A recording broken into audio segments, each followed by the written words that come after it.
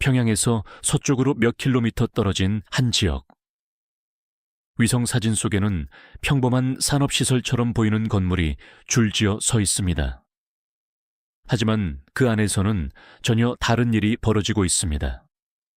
원심 분리기가 돌아가고 우라늄이 농축되고 핵무기 생산의 마지막 단계가 조용히 진행되고 있을 가능성, 그리고 그 장소가 바로 쿠성이라는 이름으로 처음 공개됩니다. 그런데 여기서 대부분 사람들은 이렇게 생각합니다. 또 북한 핵 문제인가? 핵시설이 하나 더 늘어난 거겠지.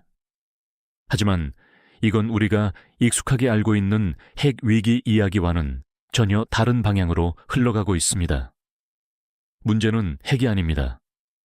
진짜 문제는 이 정보를 누가 말했느냐, 그리고 그 말 때문에 무엇이 깨지고 있느냐입니다.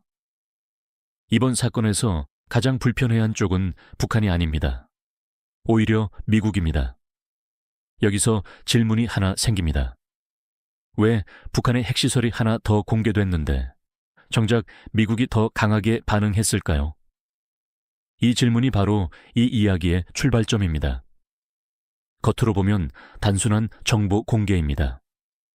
한국 통일부 장관이 국회에서 쿠성에도 우라늄 농축 시설이 있다고 말했습니다.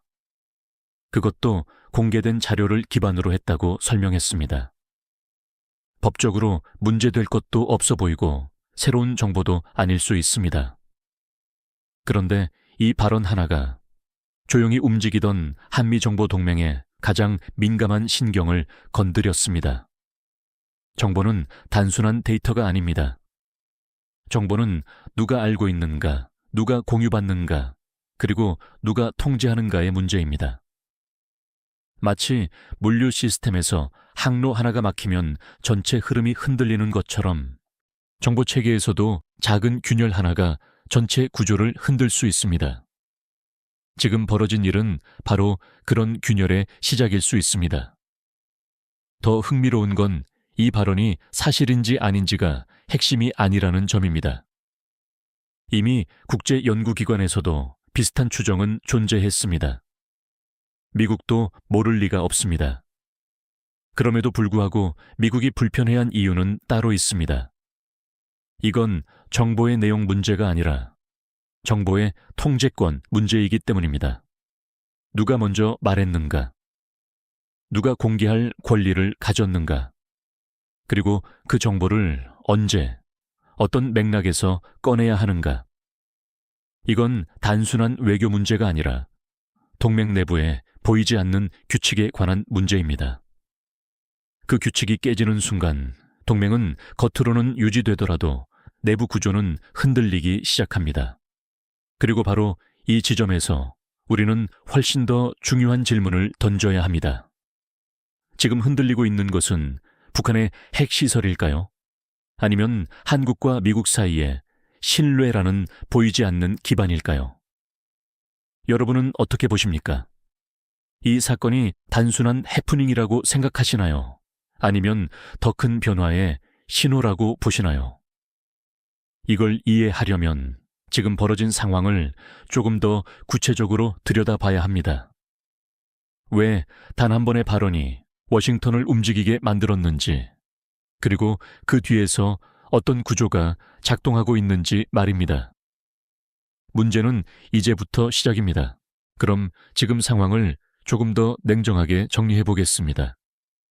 감정이나 해석이 아니라 실제로 어떤 일이 벌어졌는지를 하나씩 따라가 보면 이 사건이 왜 이렇게 민감해졌는지가 보이기 시작합니다.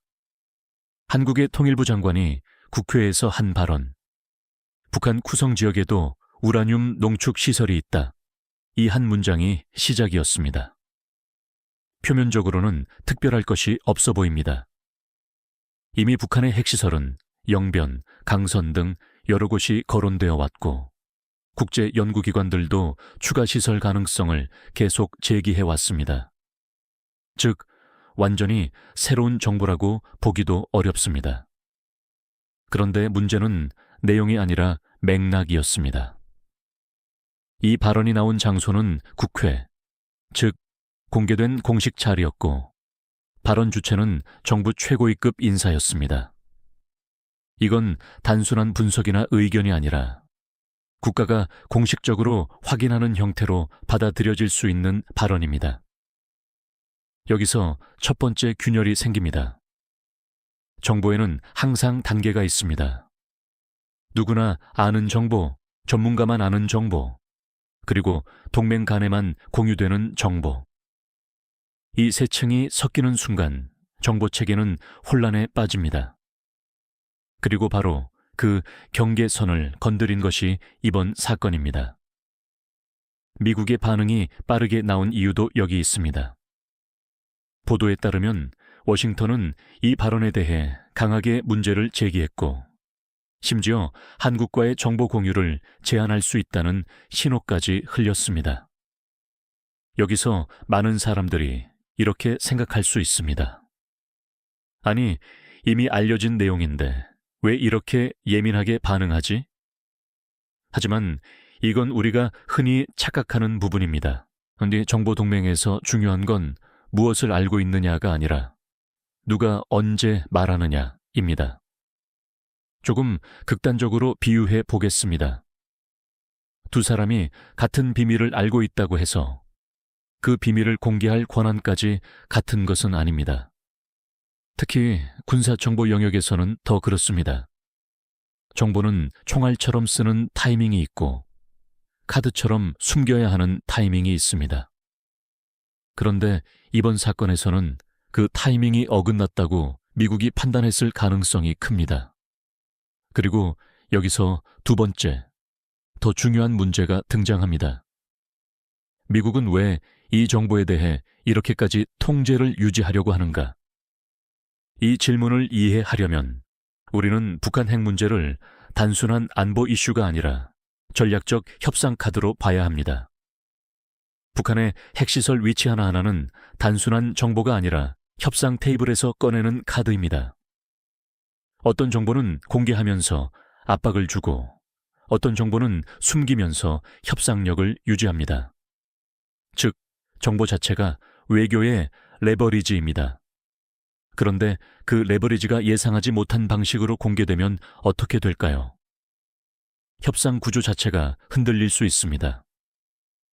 이건 마치 포커 게임에서 누군가가 상대의 패를 먼저 공개해버린 것과 비슷합니다. 문제는 그 패를 공개한 사람이 게임의 딜러가 아니라는 점입니다. 여기서 미국 입장에서는 단순히 정보가 나갔다는 문제가 아니라 게임의 룰이 흔들렸다는 신호로 받아들일 수 있습니다. 그리고 바로 이 지점에서 한미 간에 보이지 않는 긴장이 형성되기 시작합니다. 더 흥미로운 건 한국 정부의 반응입니다. 고 통일부는 공개된 정보에 기반한 발언이었다고 설명했고, 다른 기관으로부터 받은 정보는 아니라고 선을 그었습니다. 즉, 우리는 규칙을 어기지 않았다는 입장입니다. 하지만 이 설명이 오히려 또 다른 질문을 만들어냅니다.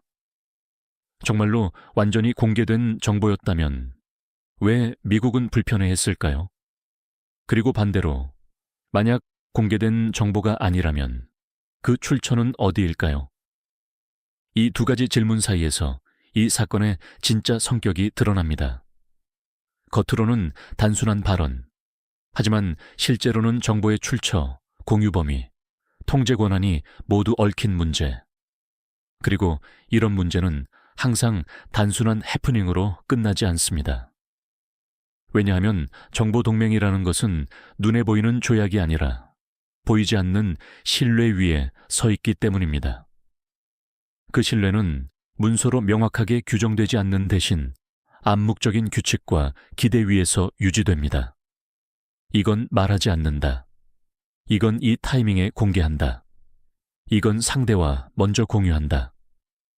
이런 보이지 않는 규칙들이 깨지기 시작하면 동맹은 겉으로는 유지되더라도 속에서는 서서히 변하기 시작합니다.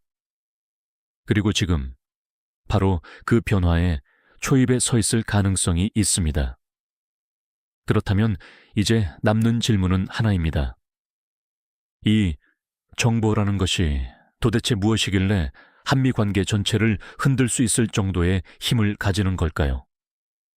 이걸 이해하지 못하면 우리는 이번 사건을 단순한 외교 뉴스로 오해하게 됩니다. 하지만 그 본질은 훨씬 더 깊은 곳에 있습니다.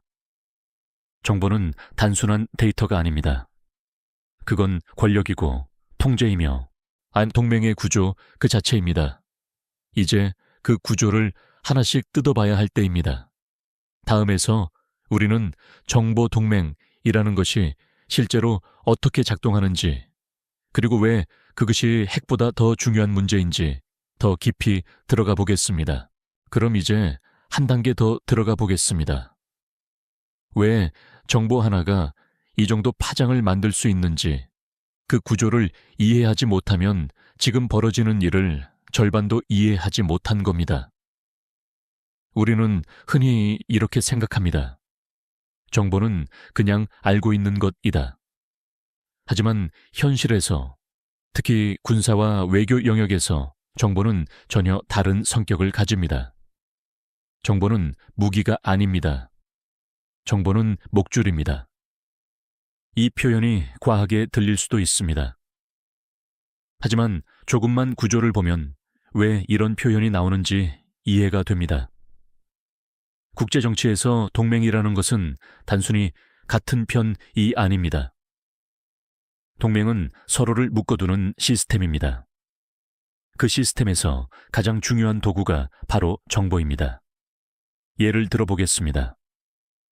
한미동맹에서 미국은 위성, 감청, 정찰 자산 등 거의 모든 핵심 정보 수단을 가지고 있습니다.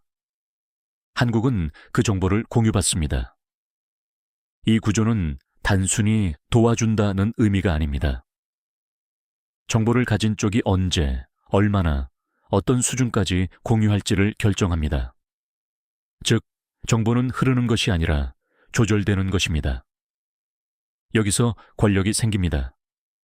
이걸 조금 더 직관적으로 비유해 보겠습니다. 두 사람이 같은 길을 걷고 있다고 가정해 봅시다. 한 사람은 눈을 가린 상태고 다른 한 사람만 앞을 볼 수 있습니다. 앞을 보는 사람이 방향을 알려줍니다.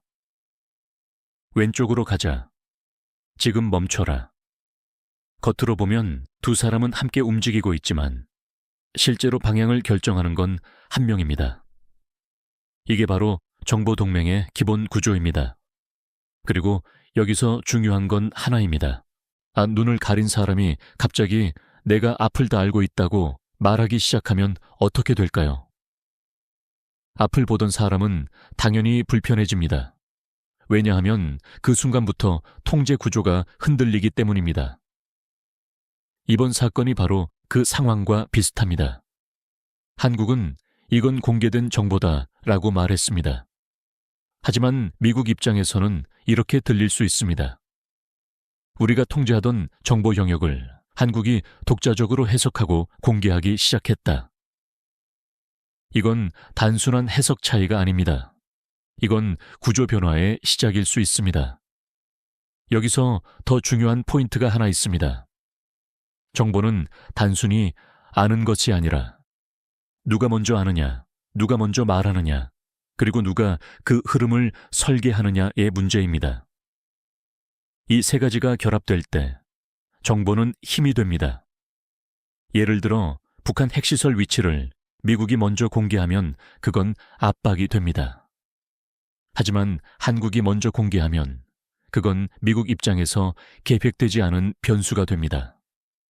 같은 정보라도 누가 꺼내느냐에 따라 완전히 다른 의미를 가지게 됩니다. 여기서 우리는 한 가지 착각을 깨야 합니다. 많은 사람들이 정보를 많이 알면 더 강해진다고 생각합니다. 하지만 국제 정치에서는 정보를 많이 아는 것보다 중요한 건 정보를 통제하는 것입니다. 이건 마치 수도꼭지와 같습니다. 물을 많이 가지고 있는 것보다 물을 언제 틀고 끌지를 결정하는 사람이 더 큰 힘을 가집니다. 지금 미국이 불편해하는 이유는 한국이 물을 가지고 있어서가 아니라 수도꼭지를 건드렸다고 느꼈기 때문입니다. 하지만 여기서 끝이 아닙니다. 이 구조는 단순히 한미 관계에만 적용되는 것이 아닙니다. 정보동맹은 항상 계층 구조를 가집니다. 상위 국가 화살표, 하위 동맹 화살표 지역 파트너. 이 구조에서 상위에 있는 국가는 정보를 통해 아래를 관리합니다. 이건 노골적인 통제라기보다 의존 구조를 만드는 방식입니다. 정보를 받아야 움직일 수 있고, 정보를 받아야 판단할 수 있고, 정보를 받아야 대응할 수 있습니다. 즉, 정보는 동맹을 묶어두는 보이지 않는 끈입니다. 그 끈이 느슨해지면 어떻게 될까요? 동맹은 자유로워지는 것이 아니라 오히려 더 불안정해집니다. 왜냐하면 각자가 서로 다른 정보를 기반으로 움직이기 시작하기 때문입니다. 이건 전쟁 상황에서 특히 치명적입니다. 같은 팀인데 서로 다른 지도를 보고 움직인다면 그건 협력이 아니라 혼란입니다. 그리고 바로 이 지점에서 이번 사건의 진짜 위험이 드러납니다. 한국이 독자적으로 정보를 해석하고 공개하기 시작하면 미국은 정보 공유를 줄일 수 있습니다. 정보 공유가 줄어들면 한국의 판단 능력은 제한됩니다. 그리고 그 순간 한국은 더 많은 불확실성 속에서 움직여야 합니다. 여기서 하나 더 생각해 봐야 할 질문이 있습니다. 이게 단순히 한 번의 사건으로 끝날까요? 아니면 한미 정보 구조가 조금씩 바뀌는 시작점일까요? 지금은 작은 균열처럼 보일 수 있습니다. 하지만 구조의 균열은 항상 작게 시작됩니다. 그리고 대부분 사람들은 그 균열이 커지기 전까지는 알아차리지 못합니다. 하지만 진짜 중요한 건 이미 균열이 시작됐다는 사실입니다. 그렇다면 다음 단계는 무엇일까요? 이 신뢰의 균열이 실제로 어떤 연쇄 반응을 일으키는지, 그리고 그것이 단순한 외교 문제를 넘어 한국의 안보와 경제까지 어떻게 흔들 수 있는지, 이제 그 도미노를 하나씩 따라가 보겠습니다. 이제부터가 진짜 중요한 구간입니다. 앞에서 우리가 본 건 균열의 시작이었다면, 지금부터는 그 균열이 어디까지 퍼질 수 있는지, 즉 도미노가 어떻게 무너지는지를 따라가야 합니다. 많은 사람들이 이렇게 생각합니다. 정보 공유 조금 줄어든다고 뭐가 그렇게 크게 달라지겠어? 하지만 이건 굉장히 위험한 오해입니다. 정보는 단순한 지원이 아니라 전체 시스템을 움직이는 혈관이기 때문입니다. 혈관 하나가 막히면 그 영향은 해당 부위에서 끝나지 않습니다. 전체 몸이 영향을 받습니다. 지금 이 사건도 마찬가지입니다. 첫 번째 도미노는 군사정보 공유의 미묘한 변화입니다. 한미 간에는 이미 정교한 정보 공유 시스템이 존재합니다. 미사일 발사 징후, 군사 이동, 통신 감청 등 실시간 정보가 오갑니다. 그런데 여기서 신뢰가 흔들리면 어떻게 될까요? 정보는 끊기지 않습니다. 하지만 속도와 깊이가 달라집니다. 조금 늦게 들어오고 조금 덜 자세하게 들어옵니다. 겉으로 보면 큰 차이가 없어 보입니다.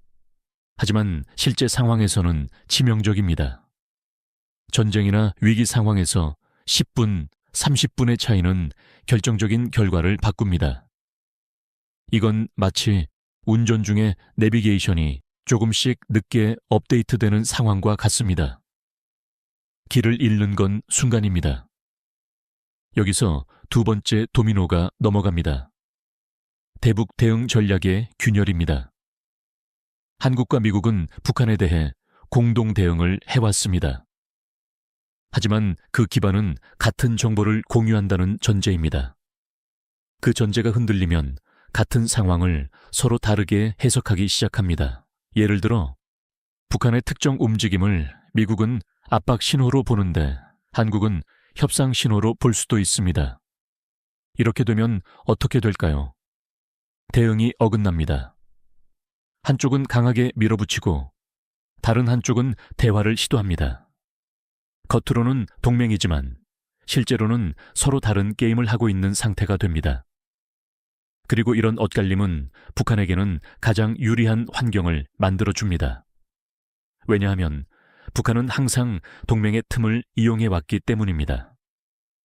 이 지점에서 세 번째 도미노가 등장합니다. 억지력 디터런스의 약화입니다.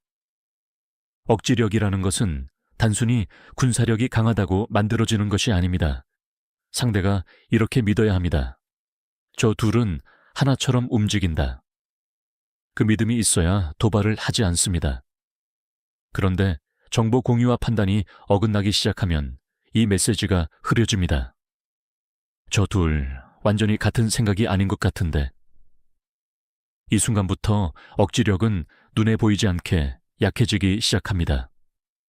여기서 멈추지 않습니다. 네 번째, 도미노는 경제와 시장으로 확장됩니다. 많은 분들이 놓치는 부분입니다. 안보와 정보 문제가 왜 경제로 이어질까요? 이유는 간단합니다. 시장은 확실성을 먹고 움직이기 때문입니다. 한미 동맹이 안정적이라는 믿음, 북한 리스크가 통제되고 있다는 믿음, 이게 바로 한국 경제에 보이지 않는 기반입니다. 그런데 그 기반이 흔들리기 시작하면 가장 먼저 반응하는 건 자본입니다. 외국인 투자자들은 이렇게 생각하기 시작합니다. 정보 공유에 문제가 생겼다? 그럼 리스크 관리가 약해지는 거 아닌가? 이건 단순한 외교 뉴스가 아니라 투자 판단의 변수로 들어갑니다. 환율, 주식시장, 국채금리까지 모두 영향을 받을 수 있습니다. 특히 한국처럼 수출과 외부 자본 의존도가 높은 경제에서는 이런 신호에 더 민감하게 반응합니다. 그리고 마지막 다섯 번째, 도미노. 한국의 전략적 위치 변화입니다. 지금까지 한국은 미국과 완전히 연결된 핵심 동맹이라는 위치에 있었습니다. 그런데 정보 동맹에서 균열이 생기기 시작하면 이 위치가 미묘하게 흔들립니다. 겉으로는 아무 변화가 없어 보일 수 있습니다. 하지만 내부에서는 이런 질문이 나오기 시작합니다. 한국은 어디까지 믿을 수 있는 파트너인가?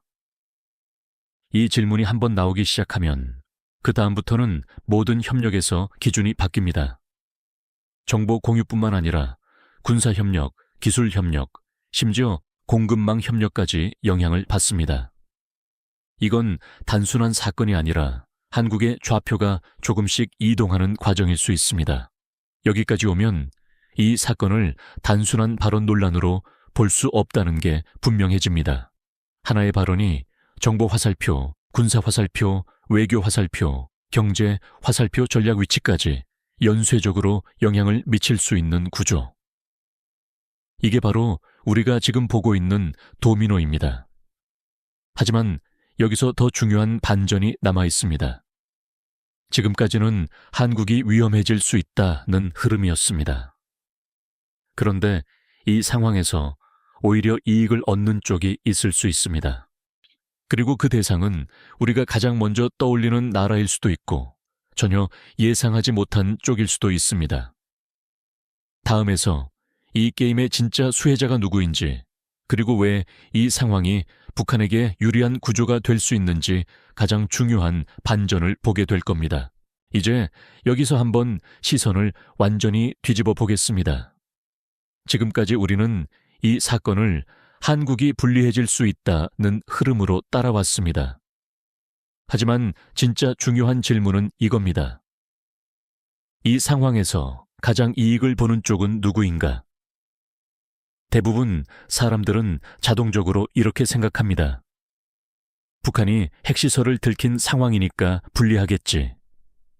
그런데 현실은 정반대일 수 있습니다. 겉으로는 노출입니다. 하지만 실제로는 균열 유도일 수 있습니다. 이게 이번 사건의 가장 중요한 반전입니다. 먼저 북한의 입장에서 이 상황을 보겠습니다. 북한은 오랫동안 하나의 전략을 유지해왔습니다. 직접적 싸우지 않고 상대의 연결을 끊는다. 이건 군사 전략이라기보다 심리전과 구조전의 영역에 가깝습니다. 왜냐하면 북한은 미국과 한국을 동시에 상대하기에는 절대적인 힘이 부족하기 때문입니다.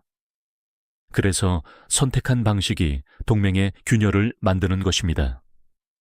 그런데 지금 상황을 보면 어떻습니까? 한국이 먼저 정보를 공개했고 미국이 불편함을 표시했습니다. 겉으로는 아무 일도 아닌 것 같지만 내부에서는 신뢰라는 가장 중요한 연결고리에 균열이 생기고 있습니다. 이건 북한이 가장 원했던 그림입니다. 여기서 중요한 포인트가 하나 있습니다. 북한은 핵시설이 공개되는 것을 반드시 손해로 보지 않습니다. 오히려 때로는 의도적으로 일부 정보를 노출시키는 전략을 사용합니다. 왜냐하면 핵시설은 단순한 시설이 아니라 협상 카드이기 때문입니다. 카드는 숨길 때도 있지만 보여줄 때도 있습니다. 이제 상대에게 이 정도는 알고 있어라 라고 말하면서 다음 단계 협상을 준비하는 방식입니다. 그런데 이번에는 더 흥미로운 상황이 벌어졌습니다. 그 카드를 북한이 아니라 한국이 먼저 꺼내버린 것처럼 보이는 상황이 만들어졌습니다. 이게 왜 중요할까요? 이 순간 게임의 흐름이 바뀌기 때문입니다. 원래 구조는 이렇습니다. 미국이 정보의 중심에 있고 필요할 때 공개하면서 압박을 조절합니다.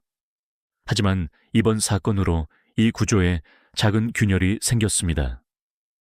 한국도 독자적으로 정보를 해석하고 공개할 수 있다. 이 신호가 퍼지는 순간 미국의 정보 통제력은 상대적으로 약해집니다. 그리고 바로 그 틈이 북한에게는 기회가 됩니다. 조금 더 직관적으로 비유해 보겠습니다. 세 사람이 포커 게임을 하고 있습니다. 미국이 딜러이고 한국은 파트너, 북한은 상대입니다. 그런데 어느 순간 파트너인 한국이 먼저 카드를 공개해버립니다. 이게 반복되면 어떻게 될까요? 딜러는 더 이상 게임을 완전히 통제할 수 없게 됩니다. 그리고 상대는 그 틈을 이용해서 판을 흔들기 시작합니다. 지금 북한이 바로 그 위치에 있습니다. 여기서 더 무서운 시나리오가 나옵니다. 북한은 앞으로 이런 상황을 더 적극적으로 활용할 수 있습니다. 예를 들어 의도적으로 애매한 신호를 흘리고 한국이 그것을 해석해서 공개하게 만들고 그 과정에서 한미 간의 시각 차이를 확대시키는 방식입니다. 이건 군사 도발보다 훨씬 저렴하고 훨씬 효과적인 전략입니다. 총 한 발 쏘지 않고도 동맹을 흔들 수 있기 때문입니다. 예, 그렇다면 여기서 더 중요한 질문이 나옵니다. 이 게임에서 진짜 변수는 북한일까요? 아닙니다. 진짜 변수는 한국이 어떤 위치를 선택하느냐입니다. 지금 한국은 매우 미묘한 위치에 서 있습니다. 한편으로는 미국과 정보 동맹을 유지해야 하고 다른 한편으로는 독자적인 판단 능력을 보여줘야 합니다. 이 두 가지는 겉으로는 비슷해 보이지만 실제로는 충돌할 수 있는 방향입니다. 만약 한국이 더 독자적인 정보 해석과 공개를 선택하면 어떻게 될까요? 단기적으로는 전략적 자율성이 커지는 것처럼 보일 수 있습니다. 하지만 동시에 미국과의 정보 신뢰는 약해질 수 있습니다. 반대로 완전히 미국의 정보 체계에 맞추면 어떻게 될까요? 동맹 안정성은 유지되지만 한국의 독자적 판단 능력은 제한됩니다. 즉, 지금 한국은 단순히 정보를 말했느냐의 문제가 아니라 어떤 국가가 될 것인가 라는 선택의 초입에 서 있습니다. 그리고 이 선택은 북한보다 훨씬 더 큰 영향을 미칩니다. 왜냐하면 북한은 이미 자신의 게임 방식을 정해놓았기 때문입니다. 하지만 한국은 아직 방향이 열려 있습니다. 여기서 다시 처음 질문으로 돌아가 보겠습니다. 이 사건에서 가장 큰 수혜자는 누구인가? 표면적으로는 아무도 아닌 것처럼 보입니다. 하지만 구조적으로 보면 동맹의 균열이 시작되는 순간 가장 유리해지는 쪽은 항상 같습니다. 그 동맹을 상대하는 쪽입니다. 그리고 그게 바로 북한입니다. 하지만 이건 끝이 아닙니다. 진짜 중요한 건 이 상황이 앞으로 어떻게 전개되느냐입니다. 이 균열이 단순한 해프닝으로 끝날지 아니면 한미정보동맹의 구조 자체를 바꾸는 시작이 될지, 그에 따라 한국의 위치, 동북아의 균형, 그리고 시장의 흐름까지 달라질 수 있습니다. 이제 마지막으로 앞으로 가능한 시나리오들을 하나씩 살펴보겠습니다. 그렇다면 이제 가장 현실적인 질문으로 넘어가야 합니다. 이 상황은 앞으로 어디로 흘러갈 것인가? 지금까지 본 것처럼 이건 단순한 발언 논란이 아니라 정보 화살표, 신뢰 화살표 동맹 구조까지 연결된 문제입니다. 이런 구조적 문제는 항상 몇 가지 가능한 경로로 흘러갑니다. 그리고 그 경로에 따라 한국의 미래 위치도 완전히 달라집니다. 크게 보면 세 가지 시나리오가 있습니다. 첫 번째 시나리오, 조용한 봉합. 아무 일도 없던 것처럼 넘어간다, 가장 낙관적인 시나리오입니다. 한국은 공개된 정보였다는 입장을 유지하고, 미국은 공식적인 문제 제기를 최소화한 차에 비공식 채널에서 조율을 끝내는 방식입니다. 겉으로 보면 한미동맹은 아무런 변화 없이 유지됩니다. 뉴스도 며칠 지나면 사라지고 시장도 큰 반응 없이 지나갈 수 있습니다. 하지만 여기서 중요한 포인트가 있습니다. 겉으로 봉합된다고 해서 내부의 인식까지 완전히 회복되는 것은 아닙니다. 이건 마치 유리잔에 금이 간 것과 같습니다. 겉으로는 그대로지만 충격을 받으면 이전보다 훨씬 쉽게 깨집니다. 즉, 다음 사건이 발생했을 때 미국은 더 민감하게 반응할 수 있고 한국은 더 조심스럽게 움직여야 하는 구조가 됩니다. 이 시나리오의 핵심은 문제는 사라지지 않고 잠복한다입니다. 두 번째 시나리오, 정보 동맹의 미세한 조정. 보이지 않게 거리 조절이 시작된다. 이건 가장 현실적인 시나리오입니다. 미국은 공식적으로는 아무 변화가 없다고 말하지만 실제 정보 공유 방식에서는 미세한 변화가 생깁니다. 예를 들어, 더 민감한 정보는 공유 범위에서 제외되거나 전달 속도가 늦어지거나 한국이 접근할 수 있는 정보 레벨이 제한될 수 있습니다. 겉으로 보면 동맹은 그대로입니다. 하지만 실제로는 정보 흐름이 조절되기 시작합니다. 이건 굉장히 위험한 변화입니다. 왜냐하면 이런 변화는 대놓고 드러나지 않기 때문입니다. 한국 입장에서는 뭔가 이상한데 정확히는 모르겠다는 상태가 됩니다.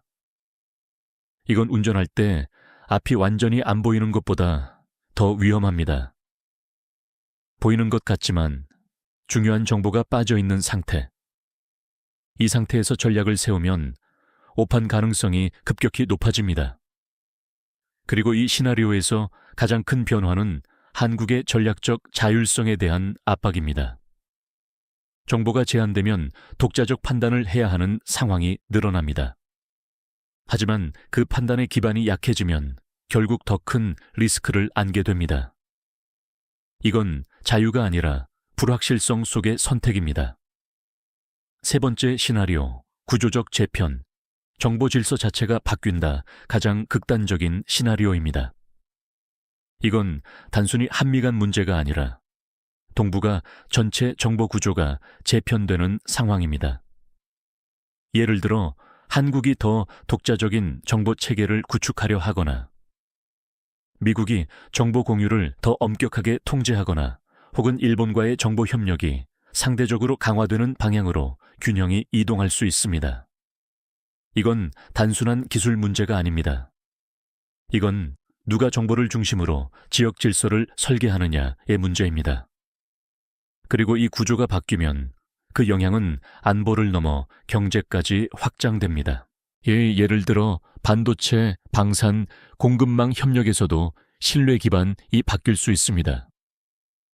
정보를 공유하는 파트너가 기술과 산업에서도 더 깊게 연결되는 경향이 있기 때문입니다. 즉, 정보동맹의 변화는 곧 산업동맹의 변화로 이어질 수 있습니다. 이 시나리오가 현실화되면 한국은 매우 어려운 선택을 해야 합니다. 미국 중심 구조에 더 깊이 들어갈 것인가, 아니면 독자적 공간을 넓힐 것인가. 하지만 여기서 중요한 건 두 선택 모두 비용이 있다는 점입니다. 여기까지 세 가지 시나리오를 봤습니다. 그럼 이제 가장 중요한 질문이 남습니다. 어느 시나리오가 가장 가능성이 높을까요? 많은 전문가들은 두 번째 시나리오, 즉 보이지 않는 조정이 가장 현실적이라고 봅니다. 왜냐하면 동맹을 깨는 건 비용이 너무 크고, 그렇다고 아무 일도 없던 것처럼 넘어가기에는 이미 신호가 발생했기 때문입니다. 그래서 겉으로는 유지하면서 속에서 조정하는 방식, 이게 가장 현실적인 선택입니다. 하지만 여기서 진짜 중요한 포인트가 있습니다. 세 가지 시나리오 중 어느 것이 현실이 되든 하나의 공통점이 있습니다. 한국의 위치는 이전과 같지 않게 됩니다. 이건 작은 변화가 아닙니다. 왜냐하면 한국은 지금까지 확고한 정보동맹 내부 국가라는 위치를 기반으로 안보와 경제를 설계해 왔기 때문입니다. 그 기반이 조금이라도 흔들리면 모든 전략을 다시 점검해야 합니다. 그리고 여기서 마지막 질문이 남습니다. 이 모든 상황에서 한국은 어떤 선택을 해야 할까요? 동맹의 안정성을 우선할 것인가? 아니면 전략적 자율성을 확대할 것인가? 이건 단순한 외교 선택이 아니라 한국의 미래 방향을 결정하는 문제입니다. 이제 마지막으로 이 사건이 우리에게 던지는 가장 중요한 의미를 정리해 보겠습니다. 이제 속도를 조금 늦춰 보겠습니다. 지금까지 우리는 하나의 발언에서 시작된 사건을 따라오면서 그 뒤에 숨겨진 구조를 하나씩 열어봤습니다. 북한의 핵시설, 쿠성이라는 이름, 그리고 한국 장관의 한마디. 겉으로 보면 단순한 뉴스입니다. 하지만 그 안을 들여다보면 이건 전혀 다른 이야기였습니다. 핵 문제가 아니라 정보의 문제였고, 정보가 아니라 신뢰의 문제였고, 결국은 동맹이라는 시스템 자체의 문제였습니다. 여기서 우리가 반드시 짚고 넘어가야 할 하나의 결론이 있습니다. 현대의 힘은 더 이상 누가 더 많은 무기를 가지고 있는가가 아닙니다. 진짜 힘은 누가 정보를 통제하고 그 흐름을 설계하느냐에 있습니다. 핵무기는 파괴력을 상징하지만 정보는 방향을 결정합니다. 방향을 잃은 파괴력은 결국 스스로를 위험하게 만듭니다. 이게 지금 우리가 보고 있는 구조입니다. 그리고 이 지점에서 처음의 질문으로 다시 돌아가야 합니다. 왜 미국은 불편해했을까요? 단순히 정보가 공개됐기 때문이 아닙니다. 그 정보가 자신들이 설계한 흐름 밖에서 나왔기 때문입니다. 이건 단순한 외교 마찰이 아니라 시스템의 균열 신호입니다. 그렇다면 이제 가장 중요한 질문을 여러분께 던져보겠습니다. 이 상황에서 한국은 어떤 선택을 해야 할까요? 동맹의 규칙을 더 철저히 지키면서 안정성을 선택해야 할까요? 아니면 정보 해석과 공개에서 더 독자적인 길을 가면서 전략적 자율성을 넓혀야 할까요? 이건 단순히 맞다, 틀리다의 문제가 아닙니다. 안정성을 선택하면 통제 안에서 움직이게 되고, 자율성을 선택하면 불확실성을 감수해야 합니다. 어느 쪽이든 대가가 있습니다. 여러분이라면 어떤 선택을 하시겠습니까? 그리고 한 가지 더 생각해 볼 필요가 있습니다. 이 사건이 단순히 한 번의 해프닝으로 끝날 가능성도 있습니다. 실제로 대부분의 외교적 갈등은 그렇게 조용히 사라집니다. 하지만 중요한 건 이 사건이 우리에게 무엇을 보여줬느냐입니다. 겉으로는 견고해 보이던 동맹도 보이지 않는 규칙 하나로 흔들릴 수 있다는 것. 정보라는 보이지 않는 자산이 군사력보다 더 큰 영향을 미칠 수 있다는 것. 그리고 무엇보다 한국의 위치가 결코 고정된 것이 아니라는 사실입니다. 우리는 종종 한국이 이미 정해진 자리에 있다고 생각합니다. 미국의 동맹, 안정된 안보 구조, 예측 가능한 역할. 하지만 현실은 다릅니다. 한국의 위치는 지금도 계속 재조정되고 있는 과정입니다. 그리고 이런 사건들이 그 방향을 조금씩 바꾸고 있습니다. 마지막으로 하나 더 질문을 드리겠습니다. 지금 우리가 보고 있는 이 변화는 단순한 외교적 해프닝일까요? 아니면 앞으로 더 큰 구조 변화를 알리는 신호일까요? 그리고 만약 후자라면 한국은 그 변화 속에서 기회를 잡는 쪽이 될까요? 아니면 휘말리는 쪽이 될까요? 여러분의 생각을 댓글로 남겨보시기 바랍니다. 이건 단순한 의견이 아니라 한국의 선택을 함께 고민하는 과정입니다. 이런 구조적인 변화와 흐름을 계속해서 보고 싶다면 구독과 알림 설정도 함께 해주시고요. 다음 영상에서는 인도 이번 사건과 연결해서 왜 미국은 정보동맹을 더 강하게 통제하려 하는지, 그리고 그 구조 속에서 한국과 일본의 위치가 어떻게 달라지고 있는지 더 깊이 들어가 보겠습니다. 왜냐하면 지금 벌어지고 있는 변화는 이 한 사건으로 끝나는 문제가 아니기 때문입니다. 더 큰 그림은 이제부터 시작입니다.